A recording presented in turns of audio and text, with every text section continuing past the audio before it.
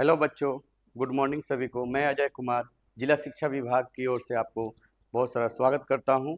जैसा कि आपको पिछले क्लास में हम बताए थे, नॉर्मलता पर आधारित कुछ ऑब्जेक्टिव सवाल जो इम्पोर्टेंट थे एग्जाम के पॉइंट ऑफ व्यू से हमने सॉल्व कराया था। वैसे ही छोटे छोटे क्वेश्चन, बहुत ही आसान सा क्वेश्चन पूछा जाता है 12th के एग्जाम में। तो आप उसको रिवाइज कर लीजिएगा, प्रैक्टिस कर लीजिएगा। और एनसीईआरटी के किताब में भी कुछ क्वेश्चन है जिसको आप बना सकते हैं। बस एनसीईआरटी के किताब का जो सवाल है उसमें जो डाटा दिया है ना, वो पॉइंट वाला दिया है, तो थोड़ा सा वो कैलकुलेशन ज़्यादा हो जाता है।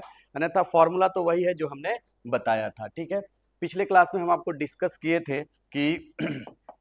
थे कि जो घुलनशील अघुलनशील जो होता है उसकी चर्चा किया गया था।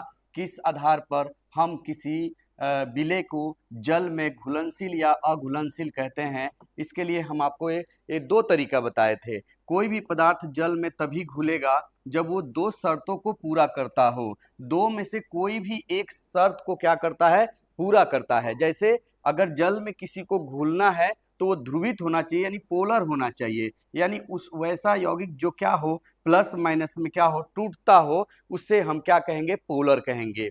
तो वो पदार्थ क्या होगा, जल में घुलेगा। और दूसरा बताया था एच बॉन्ड जो बनाता है, जो क्या बनाता है, एच बॉन्ड। और एच बॉन्ड कौन बनाता है, तो हमने बताया था कि फ्लोरीन, ऑक्सीजन और नाइट्रोजन, ये तीन ही ऐसे तत्व हैं, फ्लोरीन, ऑक्सीजन और नाइट्रोजन। इसको जब लगातार पढ़िएगा तो आपको फोन सुनाई देगा। तो फोन से कौन जुड़ा हुआ रहना चाहिए, तो फोन से कौन जुड़ा होना चाहिए, हाइड्रोजन। वैसा यौगिक जिसमें फ्लोरीन, ऑक्सीजन, नाइट्रोजन के साथ डायरेक्टली हाइड्रोजन अटैच रहेगा तो उसमें एच बॉन्ड पाया जाएगा, यानी बनाएगा। और वह जिसमें एच बॉन्ड रहेगा वो जल में क्या होगा, घुलनशील होगा। तो आज के बाद याद रखिएगा, जल में वही घुलेगा, या तो पोलर होगा, ध्रुवित होगा, या फिर उसमें क्या होगा, एच बॉन्ड पाया जाता है। उसी आधार पे हमने आपको इसका सॉल्यूशन बताया था कि जल में घुलनशील और जल में अघुलनशील का फैक्टर चेक कर लीजिएगा। तो इसका आंसर बताए थे कि जैसे कि ये ध्रुवित है, प्लस माइनस में टूटता है, इसलिए ये जल में घुलेगा।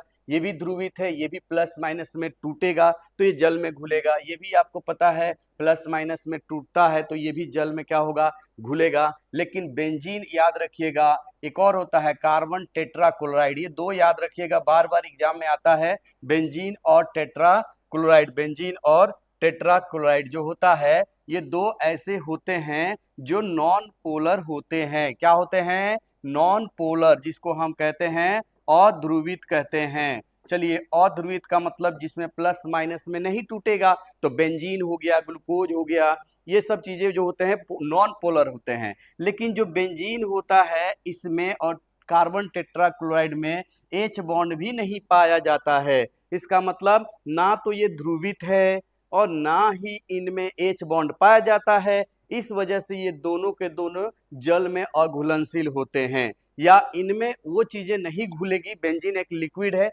अगर हम बेंजीन की बात करें, अगर हम बेंजीन की बात करें तो C6H6 होता है, इसका सूत्र आप जानते होंगे।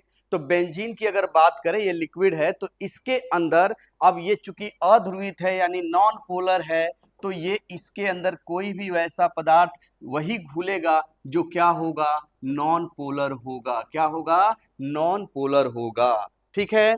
तो जैसे को तैसा घुलाता है, लाइक डिजॉल्व लाइक, ऐसा एक शब्द बोला जाता है। मतलब अगर कोई पदार्थ पोलर है तो उसमें पोलर पदार्थ ही घुलेगा, और अगर पदार्थ नॉन पोलर है तो उसमें नॉन पोलर ही घुलेगा। तो लाइक डिजॉल्व लाइक, जैसे को तैसे घोलता है, एक शब्द है, याद रखिएगा। तो हम समझ गए कि नॉन पोलर का मतलब होता है जिसमें क्या होता है, कोई भी प्लस माइनस ना हो, उसमें नॉन पोलर ही घुलेगा। तो चूंकि जल क्या था, एक पोलर था, और बेंजीन एक क्या था, नॉन पोलर था, या कार्बन टेट्राक्लोराइड नॉन पोलर है, तो ये सब इसमें नहीं घुलेगा, ये इसमें नहीं घुलेगा। या अगर हम बात करें बेंजीन में, ये बेंजीन है, इसके अंदर HCl नहीं घुल पाएगा, NaCl नहीं घुल पाएगा। क्यों नहीं घुलेगा, क्योंकि ये सब क्या होते हैं, पोलर होते हैं, और ये क्या होता है, नॉन पोलर। तो समझ में आया, जल एक विलायक होता है, इसका एक बृहद गुण है, बहुत बड़ा गुण है। विलायक के रूप में क्यों है, क्योंकि ये वैसे चीजों को घुलाता है जो एच बॉन्ड बनाते हैं और जो क्या होते हैं, पोलर होते हैं। तो हम समझ गए थे। अब आता है जल की सांद्रता। ये भी एक सवाल है जो याद रखिएगा। जल की सांद्रता के बारे में पूछा जाता है कि जल का सांद्रता कितना होता है, तो 55.5 मोल पर लीटर। याद रखिए, इसको मोलरता बोलते हैं। ये हम बार बार बताते हैं इसका मात्रक, क्योंकि ये पूछा जाता है, मोलरता से सवाल पूछा जाता है। तो मोलरता का मतलब होता है मोल बटे लीटर। तो इस जल का जो सांद्रता होता है, यानी जल की मोलरता जो होती है, वो कितना होता है, तो कहिएगा 55.5 5 मोल पर लीटर होता है, मोलरता होता है। अब ये जो है, आपने पिछले 2-3 क्लास पहले जाइएगा तो जहां से सांद्रता शुरू किया था, वहां पे आपको सांद्रता के बारे में बताया था कि सांद्रता कितने प्रकार का होता है। तो आप जब देखिएगा तो उसमें आपको मिलेगा 1 नंबर पे मोलरता मिलेगा, जिसका सूत्र और बहुत सारा चर्चा हम कर चुके हैं। दूसरा मिलेगा क्या, मोललता। मोललता भी हमने चर्चा कर दिया है। तीसरा आपको मिलेगा क्या, तीसरा आपको मिलेगा मोल अंश। क्या मिलेगा, मोल अंश। ये भी हम बता चुके हैं कैसे इसका सूत्र होता है। चौथा जब देखिएगा तो प्रतिशत सांद्रता होता है। क्या होता है, प्रतिशत सांद्रता, जिसके अंदर जब जाइएगा तो आपको मिलेगा W/W, है ना, द्रव्यमान प्रतिशत। और दूसरा मिलेगा W/V इस तरीका से, और एक और मिलेगा V/V इस तरीका से। प्रतिशत सांद्रता करके इसको बोलेंगे। फिर आगे जब बढ़िएगा तो आपको मिलेगा उसी में PPT मिलेगा। क्या मिलेगा, PPT मिलेगा, PPM मिलेगा, और एक और मिलेगा PP, क्या मिलेगा, B। ठीक है, ये वो शब्द है। इसका पार्ट पर थाउजेंड मतलब होता है, पार्ट पर मिलियन होता है, पार्ट पर बिलियन होता है। थाउजेंड का मतलब होता है 10 के पावर 3, मिलियन का मतलब होता है 10 के पावर 6, और बिलियन का मतलब होता है 10 के पावर क्या, 9। तो वही लिखा गया है। PPT का फुल फॉर्म होता है पार्ट पर थाउजेंड, यानी पार्ट प्रति हजार। प्रति हजार की बात कर रहा है। प्रति मिलियन यानी 10 के पावर 6, ये यहाँ पर नहीं है, ये पास में है, इसके ऊपर में है। थोड़ा झगड़ा हुआ है, इसलिए वो दोनों अलग अलग हो गए हैं। अब हम लोग उसको नजदीक ले आते हैं। ये 9 यहाँ पर नहीं है, 9 कहाँ पर है, यहाँ पर है। 10 के पावर 9 को हम क्या कहते हैं, बिलियन कहते हैं। 10 के पावर 6 को क्या कहते हैं, मिलियन कहते हैं। और थाउजेंड का मतलब 10 के पावर 3। तो ये उसी तरीका से बनेगा जिस तरीका से आपने इसके बारे में समझा था। यही चीज दिया रहेगा, बट प्रतिशत नहीं दिया रहेगा। प्रतिशत नहीं दिया रहेगा, प्रतिशत नहीं दिया रहेगा मतलब,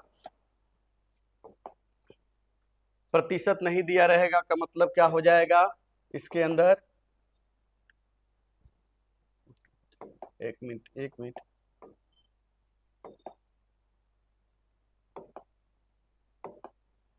प्रतिशत नहीं दिया रहेगा का मतलब क्या हो गया।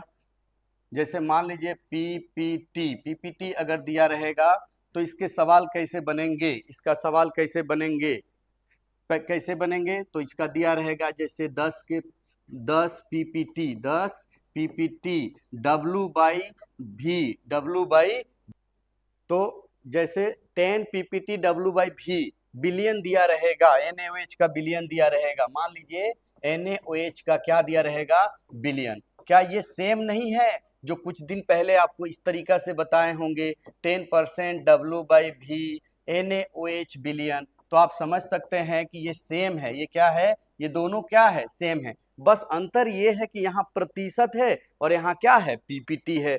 तो प्रतिशत का मतलब क्या होता था, 100 होता था। तो PPT का मतलब क्या होता है, 10 के पावर क्या होता है, 3 होता है।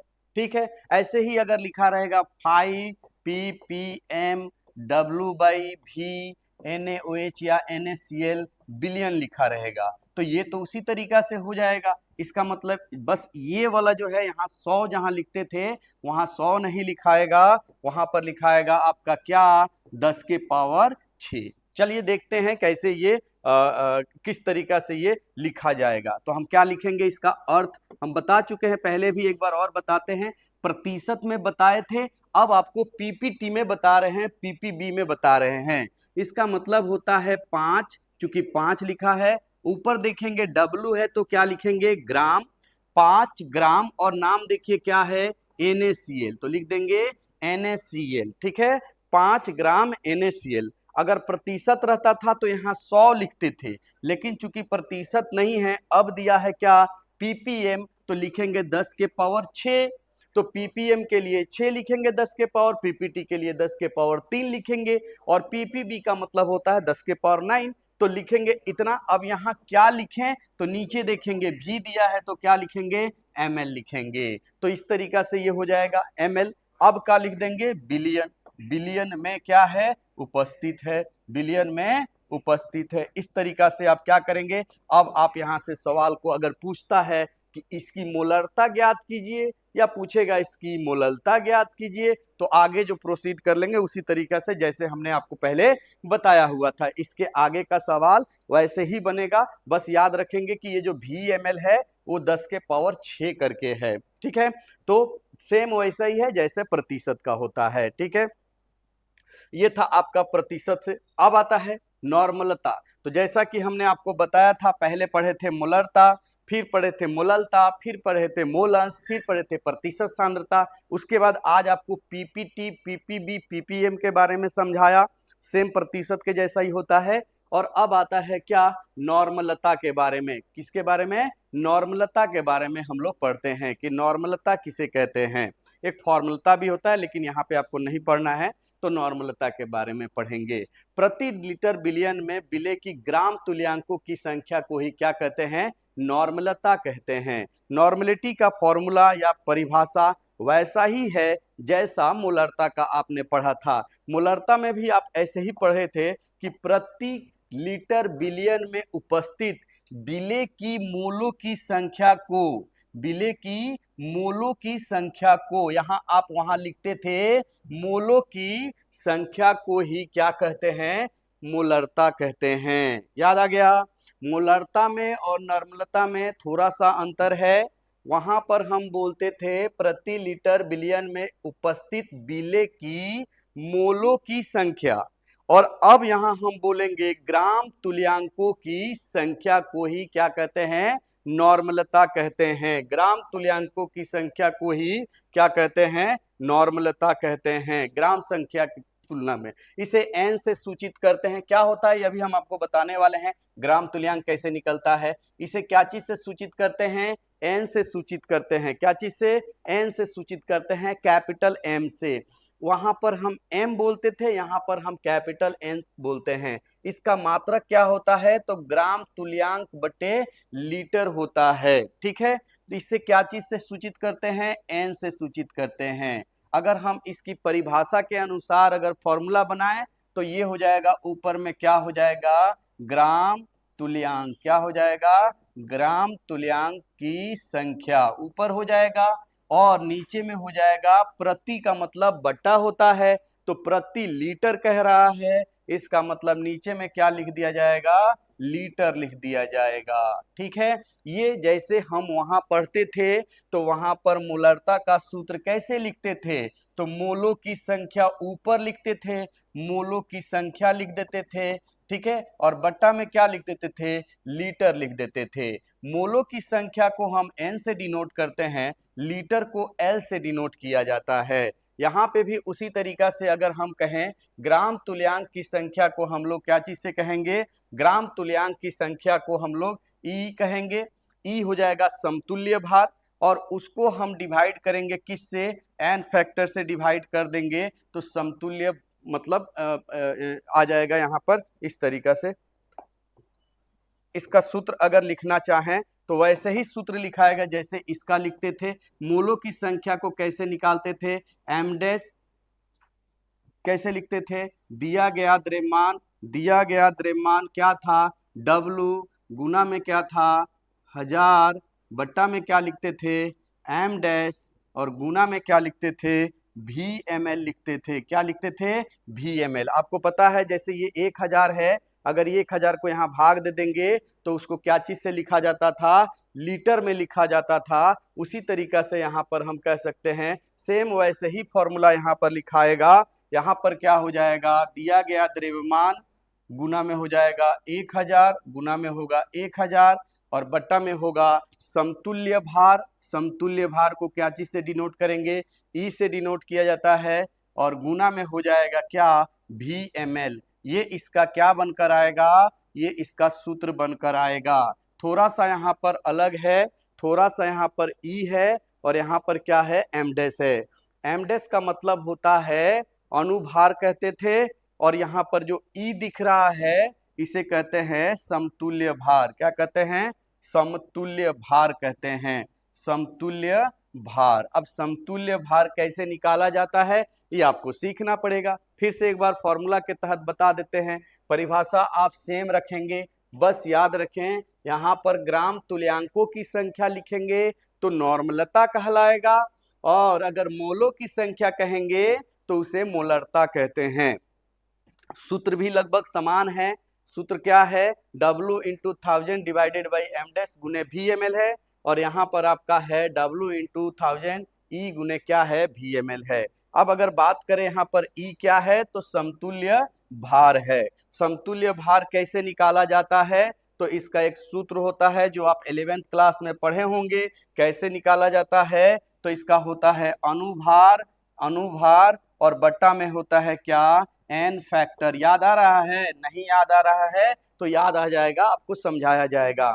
अनुभार बट्टा में क्या होता है, एन फैक्टर होता है। ये क्या है, समतुल्य भार का ये सूत्र है, ये अलग से निकालकर यहाँ रखा जाता है। ठीक है, अब अगर हम इसी फॉर्मूला को अगर उसके तहत लिखें तो अनुभार को क्या बोला जाता था, एम डैश, और बट्टा में क्या हो जाएगा, एम डैश, और बट्टा में क्या हो जाएगा, तो कहिएगा सर बट्टा में होगा एन फैक्टर को हम एन मान लेते हैं।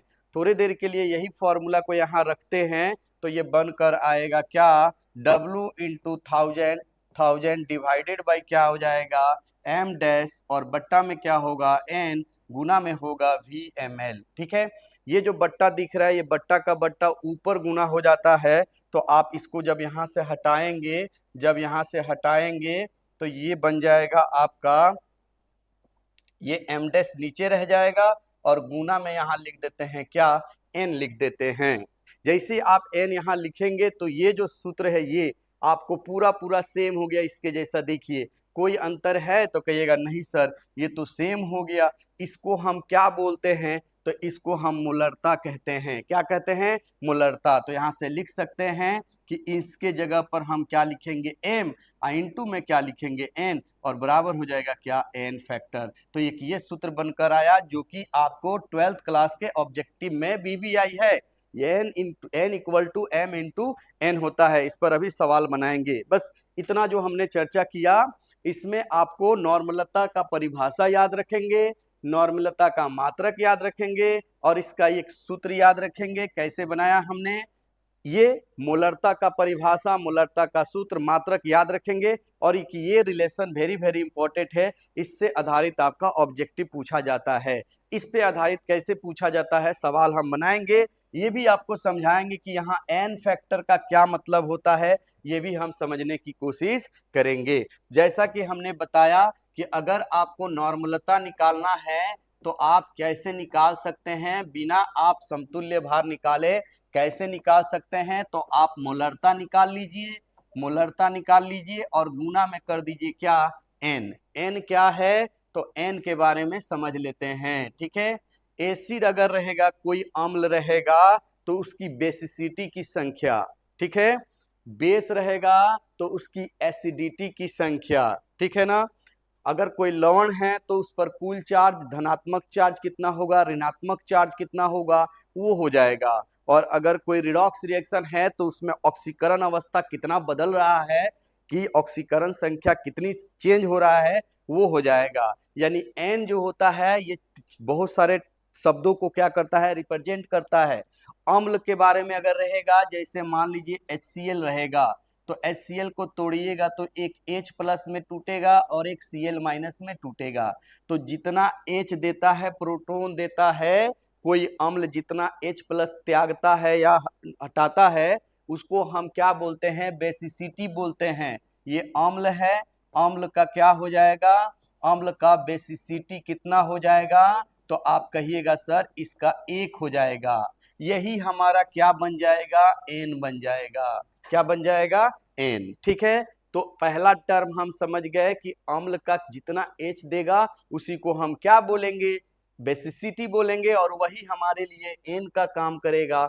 जैसे अगर हम H2SO4 सल्फ्यूरिक अम्ल लें तो इसको आप तोड़ना जानते हैं, 2H प्लस के रूप में टूटता है, SO4 2 माइनस के रूप में टूटता है। ठीक है, तो यहाँ पर अगर हम बात करें एन के बारे में तो यहाँ 2H दिख रहा है तो क्या हो जाएगा, 2 हो जाएगा। अगर हम HNO3 की बात करें, HNO3 तो जानते होंगे H प्लस टूटता है और NO3 माइनस टूटता है, तो यहाँ अगर N की बात करें तो कितना हो जाएगा, 1 हो जाएगा। N क्या है, तो बेसिसिटी है अम्लों का। ठीक है, तो यहाँ पर N का पहला टर्म हमने आपको समझाया कि H जितना होगा उसी को कहेंगे, लेकिन एक और होता है जैसे H3PO4 H3PO3 करके आता है। ठीक है ना, इसमें जितना हाइड्रोजन है उतना नहीं होता है, उससे एक कम हो जाता है। ठीक है, तो ये पी ब्लॉक के जब तत्व पढ़े होंगे वहां बताया गया होगा। फिलहाल के लिए अम्लों पे हम लोग कंसंट्रेट होते हैं। अब एन मिल जाएगा, कितना हो रहा है, मोलरता दिया रहेगा तो नॉर्मलता पूछेगा, या नॉर्मलता दिया रहेगा, एन आपको पता हो तो मोलरता निकाल सकते हैं। कैसे, हम एक सवाल बनाकर दिखाते हैं। कैसे, जैसे मान लीजिए आपको एक सवाल इस तरीका से ऑब्जेक्टिव सवाल है, पूछेगा कि 2N, ठीक है, HCl बिलियन का मोलरता कितना होगा। देखिए एक सिंपल सा सवाल है, समझिए, मोलरता पूछ रहा है, दिया है 2N यानी ये नॉर्मलता दिया है, HCl एक बिलियन दिया है, HCl बिले दिया है, बिलियन है, और उसकी मोलरता पूछ रहा है, मतलब M पूछ रहा है। तो हमने अभी थोड़ा देर पहले एक सूत्र बताया था जो यहाँ लिखा हुआ है, कितना होता है, N equal to M into N होता है। तो N के जगह पर कितना रखेंगे, 2 रखेंगे। M के जगह पे हमें नहीं मालूम, पूछ रहा है। अब आती है N के बारे में, HCl का अभी अभी हमने बताया था, N कितना होता है, 1 होता है, तो 1 से गुना कर देंगे तो M इक्वल टू कितना हो जाएगा, 2M ही हो जाएगा। यानी जितना नॉर्मलता है उतना ही इसका क्या हो जाएगा, उतना ही इसकी मोलरता हो जाएगा। एक और सवाल देखते हैं, जैसे आपसे कहेगा कि 3M है, H2SO4 बिलियन है, बिलियन की नॉर्मलता कितनी होगी, नॉर्मलता कितनी होगी, ये पूछेगा आपसे। इस तरीका से बड़ा सा लैंग्वेज में पूछेगा। हम शॉर्टकट में लिख रहे हैं, मेन मुद्दा लिख रहे हैं ताकि आपको जल्दी से समझ में आए। यहाँ पे मोलरता दिया हुआ है, यहाँ पे नॉर्मलता पूछ रहा है यानी एन पूछ रहा है, और H2SO4 दिया है सल्फ्यूरिक अम्ल, इसका हमें पता है कि एन का मतलब कितना होता है, इसका 2 होता है, तो रख दीजिए। हमें पता है कि एन बराबर होता है कितना, m इंटू क्या होता है, 2 होता है, सॉरी m इंटू क्या होता है, n होता है, स्मॉल n होता है। ठीक है, स्मॉल n होता है, तो n के जगह पे नहीं मालूम है तो इसको रहने देते हैं। m के जगह पर कितना लिखेंगे, 3 लिखेंगे, और n का जगह पर कितना लिखेंगे, तो यहाँ से H2SO4 का 2 लिखेंगे, तो ये कितना बन जाएगा, 6N होगा। तो इसका ऑप्शन में जो दिया रहेगा वही टिक लगा दीजिएगा, यही इसका क्या हो जाएगा, आंसर हो जाएगा। तो पहला अम्ल से आप समझ चुके होंगे कि अम्ल से कैसे ये बनेगा, अम्ल का कैसे ये सब निकाला जाएगा, हमने ये बताया आपको। ठीक है, अगर हम बात करें इसका एन के बारे में तो ये अम्ल से समझाया। अगर हम अम्ल हटाकर अब अगला आपको बता रहे हैं क्षार के लिए कि क्षार का क्या मतलब बनता है। ठीक है, तो क्षार आपको पता है, जो भी OH होता है, अम्ल और क्षार आप पढ़े होंगे। जैसे क्षार की अगर बात करें तो क्षार जैसे NaOH होता है। ठीक है, अम्ल और क्षार पहचानना जानते हैं कि नहीं जानते हैं आप लोग, क्लास 10th में भी पढ़े होंगे, 11th में भी पढ़े होंगे, हम फिर से बता देंगे आपको, कोई बड़ी बात नहीं होता है। जितने भी धातु होते हैं, धातु के साथ अगर ऑक्सीजन दिखाई दे या हाइड्रा ऑक्साइड दिखाई दे, यानी या तो ऑक्सीजन हो या OH हो, HO हो या OH। जैसे हम अगर यहाँ देखिए एक धातु दिख रहा है सोडियम, और इसके साथ क्या दिख रहा है, OH दिख रहा है। या आप अगर कहें कि सर यहाँ पर अगर कैल्शियम ले लेते हैं और उसके साथ ऑक्सीजन ले लेते हैं तो ये ऑक्सीजन दिख रहा है। ये दोनों के दोनों धातु हैं, और धातु के साथ क्या दिख रहा है, तो किसी भी धातु के साथ क्या रहेगा, इसके साथ जुड़ा रहेगा ऑक्सीजन या जुड़ा रहेगा OH, तो ये हमेशा क्या होता है, बेस होता है, यानी क्या होता है, क्षार होता है। ठीक है, यहाँ तक समझ गए। और अगर अधातु दिखाई दे और अधातु के साथ क्या दिखाई दे, ऑक्सीजन दिखाई दे और OH दिखाई दे, तो ये समझ जाइएगा कि ये क्या है, अम्ल है। ठीक है, जैसे हमने अभी अभी लिखा था H2SO4, तो सल्फर एक क्या है, अधातु है। सल्फर के साथ OH दिख रहा है, अभी OH नहीं दिख रहा है लेकिन OH होता है, ऑक्सीजन भी जुड़ा होता है। जैसे अगर हम HNO3 लिखें तो नाइट्रोजन क्या है, अधातु है, नाइट्रोजन के साथ हमें ऑक्सीजन दिख रहा है, OH दिख रहा है, इसका मतलब ये क्या हो जाएगा, ये सब अम्ल हो जाएगा। तो अधातु के साथ ऑक्सीजन रहेगा या OH रहेगा तो उसे क्या कहेंगे, अम्ल कहेंगे। और धातु के साथ ऑक्सीजन या OH रहेगा तो क्या कहेंगे, क्षार कहेंगे।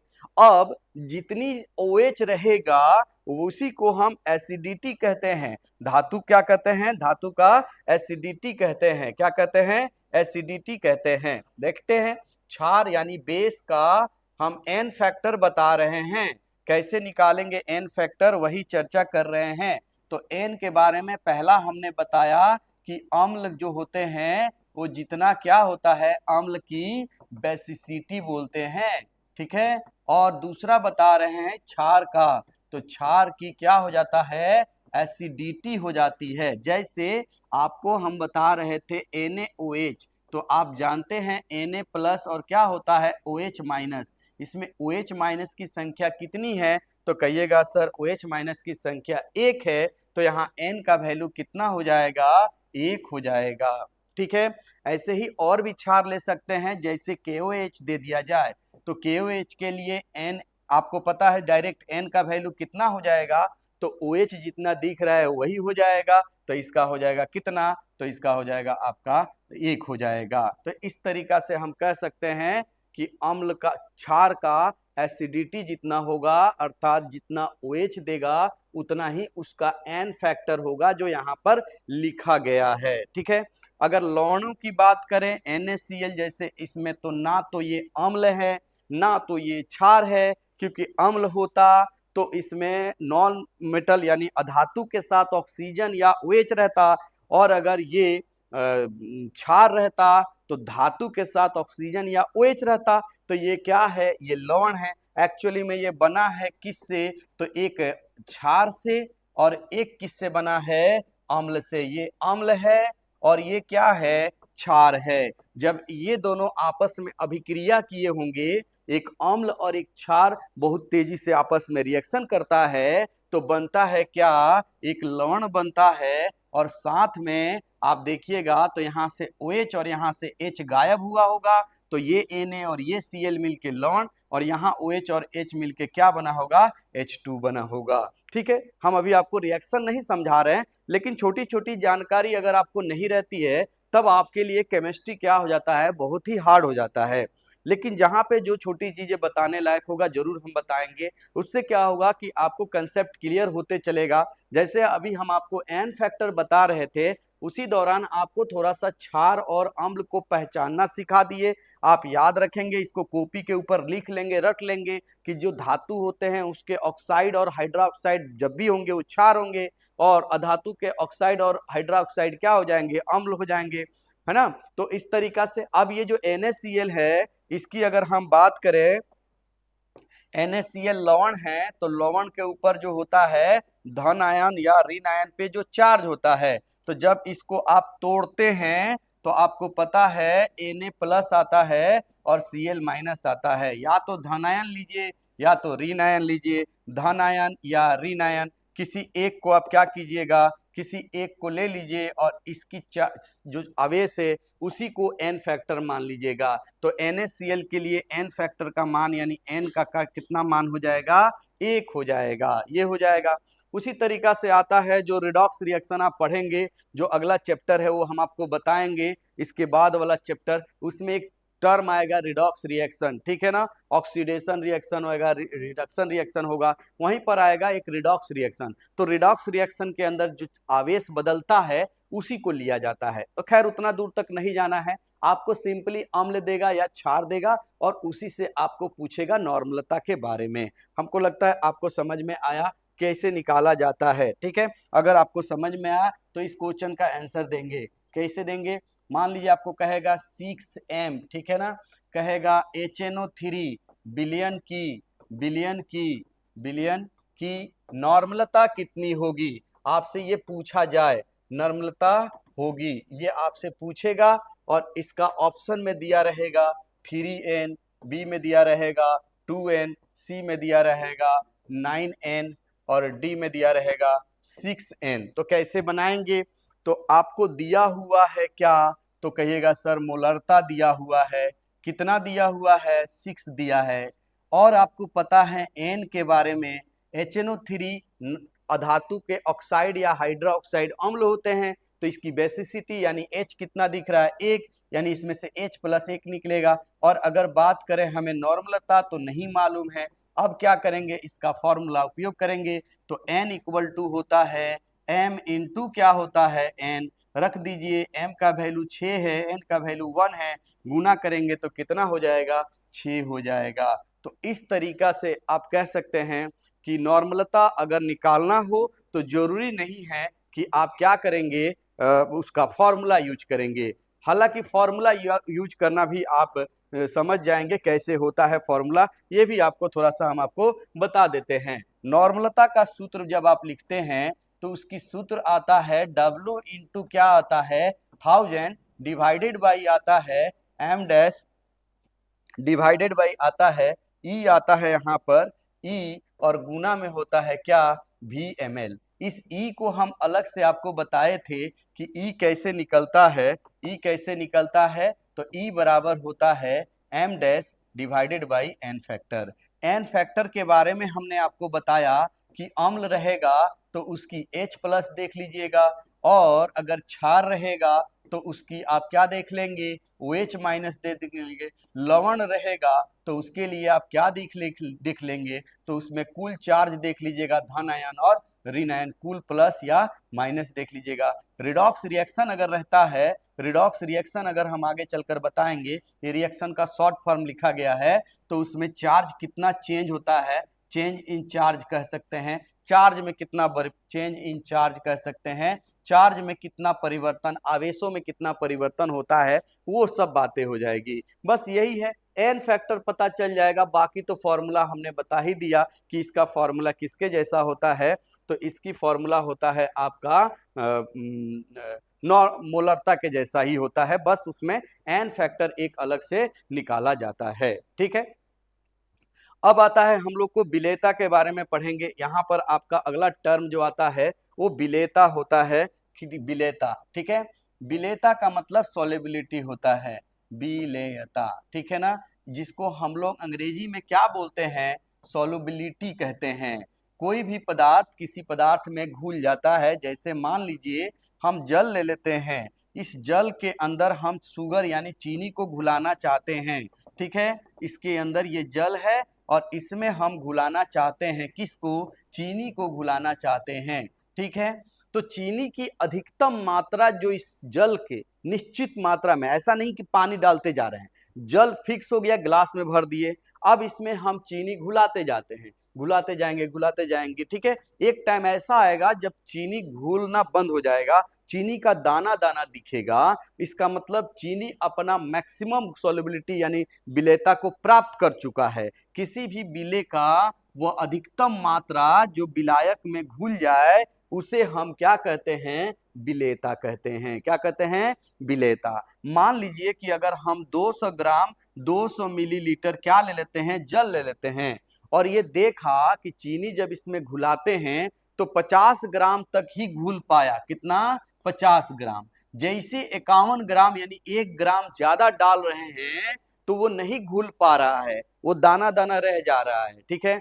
कभी कभी ऐसा होता है, आप अगर देखना चाहें तो आप देख सकते हैं, जैसे हमारे यहाँ घरों में पुआ बनता है, पुआ देखे हैं आप लोग, खाए होंगे, याद आ गया आप लोग को तो है। तो पुआ जो बनता है छठ के होली के दिवाली के टाइम में बनता है, बहुत ऐसे भी घरों पे बनता है। तो पुआ का जो आटा होता है ना वो बहुत गाढ़ा होता है, आप देखे होंगे। अब उस गाढ़ा वाला आटा के अंदर चीनी का कुछ दाना ऐसे डाल कर देखिएगा तो चीनी जो है वो दाना दाना रह जाता है, नहीं घुल पाता है ना, नहीं घुल पाता है क्योंकि उसकी चीनी की घुलने की क्षमता खत्म हो गई है। अब अगर उसी ताप पर, उसी दाब पर वैसे ही घुलाना चाहे तो नहीं घुलेगा। तो चीनी की अधिकतम मात्रा जो घुलती है किसी विलायक में, जल में, उसे ही हम क्या कहते हैं, उसे ही हम क्या कहते हैं, उसे हम कहते हैं आपका विलेता। क्या कहते हैं? विलेता। तो अगर हम ये शर्त मान ले इस तरीका से अगर है कि 200 ग्राम पानी, 200 मिलीलीटर जल में 50 ग्राम अधिकतम घुल सकता है, तो इस बिलियन की चीनी की विलेयता हो जाएगी कितना? 50 ग्राम। इससे कोई कैलकुलेशन पार्ट नहीं है, गुना भाग नहीं करना है, लेकिन आपको यहां समझना है कि एक ठोस को हम किस में घुलाएंगे, तो एक ठोस को घुलाएंगे द्रव में, ठीक है, और एक द्रव को घुलाएंगे किस में? एक द्रव में, हमने पहले भी पढ़ाया था, और एक गैस को घुलाएंगे किस में? द्रव में, ठीक है।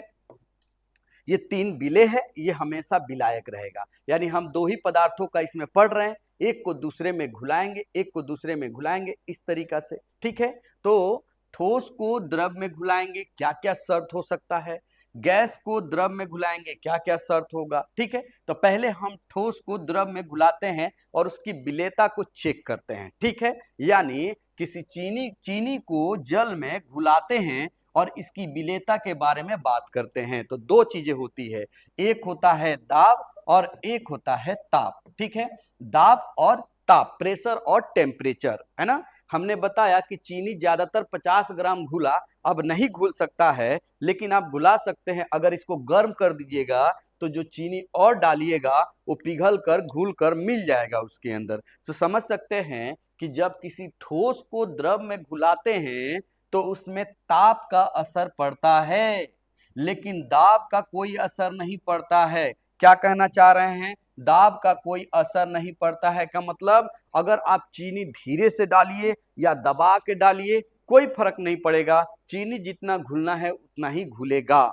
यानी किसी ठोस की विलेयता, द्रव में जो विलेयता होती है उस पर ताप का कोई असर नहीं, दाब का कोई असर नहीं होता है, केवल ताप का होता है, ठीक है। तो यहां से आप सीखेंगे एक्सोथर्मिक रिएक्शन, इंडोथर्मिक रिएक्शन का थोड़ा सा कंसेप्ट, ठीक है। हालांकि आप क्लास 10th में भी पढ़े होंगे उष्मा शोषी अभिक्रिया और उष्मा छेपी अभिक्रिया। उष्मा शोषी का मतलब शोषण कर ले, और उष्मा छेपी का मतलब होता है जो उष्मा बाहर निकाल दे। दो प्रकार का अभिक्रिया हम सीखेंगे, हालांकि अभिक्रिया नहीं सीखेंगे, टर्म को समझेंगे तो आपको समझ में आएगा कि कोई अभिक्रिया जिसको हीट देना पड़े, उष्मा देना पड़े, तो उसे बोलेंगे उष्मा शोषी अभिक्रिया। सिंपल एग्जांपल अगर हम बात करें, खाना बनाते हैं तो यूं ही खाना नहीं बन जाएगा।